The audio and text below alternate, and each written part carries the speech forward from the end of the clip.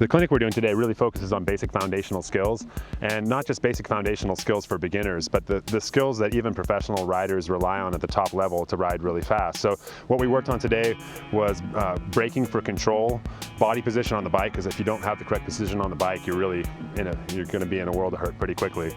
So working on the basics, getting people in the right position on the bike, talking about fundamental turning, pressuring the bike into the terrain and that sort of thing, teaching people how to roll down steep terrain safely, and yeah, just putting them in the right position for success on the bike. I mean, really what we're doing is we're giving people downhill techniques so they can have fun with downhill. Downhill has been intimidating and scaring for a lot of people, but what Simon is doing is breaking it down mathematically and body chemistry and how to do this in a safe environment and actually have fun with the sport and not be so intimidating. With the skills that he's teaching people now, they can look at the terrain where they might have been afraid before.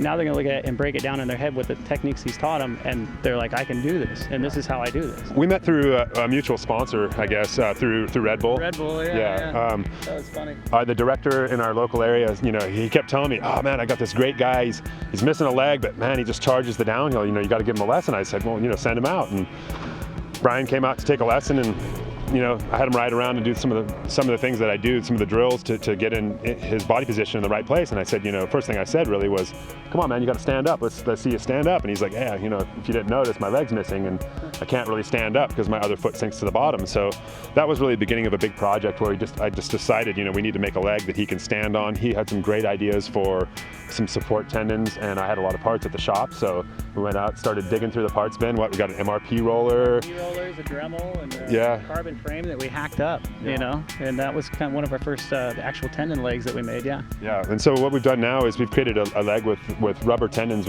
called the Bartlett tendon, and basically it kind of mimics a human leg with the use of a knee, and there's a shock inside which isn't actually for absorption. The shock here is actually to help the leg rotate because the tendons are so firm, and that was a surprise to us. I mean, there have been a lot of surprises. We thought this was going to be a shock absorber, and it really just works to bring the leg back around. And it's been a groundbreaking leg. We've won a series of awards for it. Brian is the first AK or above the knee amputee athlete ever to stand and sprint on a bicycle, and it's not that he can just do it on the road. He can stand and sprint on off-road trails. He can stand going downhills. We were at Diablo a couple days ago, and he was booting like a 10-foot drop at the bottom and landing it like a pro, standing up. So really pretty exciting. And we've been working on this for about 4 years together now. This is about the 6th or 7th iteration of the leg, I would say. Yeah. And finally now, just as of yesterday, we have another athlete on who's here as well. It was just super exciting to see somebody else show up, experiencing that sense of mobility that he hasn't had on a bicycle in years. I mean, just means the world to us. It's been great. It's like a dream come true to actually see it on somebody else and actually see them, how they feel. Jason's my buddy, and here I made him one. And he's just like, wow, this is totally great. It's increased my riding in 4 days already. And he lives out here, so he's going to be able to hit a lot of stuff, go back to where he's having difficulties before, and just hit this stuff with confidence now. And it's really exciting for us to see that come to life. Yeah, so we want people to see that this isn't a story about handicapped people. This is the real deal.